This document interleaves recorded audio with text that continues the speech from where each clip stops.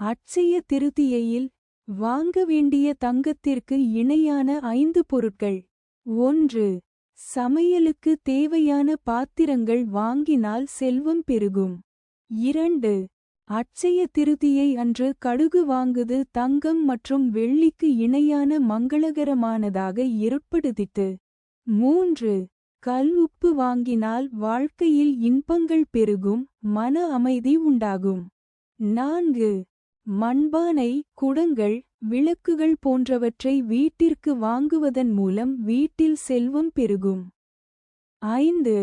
பசு மாடுகளை வாங்கி லட்சுமி தேவியின் பாதத்தில் காணிக்கையாக செலுத்தினால் வீட்டில் மகிழ்ச்சியும் குறையாத செல்வமும் பெருகும். இந்த 5 பொருட்கள் தவிர அன்றைய தினம் மல்லிகைப்பூ, மஞ்சள், குங்குமம், சந்தனம், பால், அரிசி போன்ற மங்கள பொருட்களையும் வாங்கி மகாலட்சுமிக்கு படைக்கலாம்.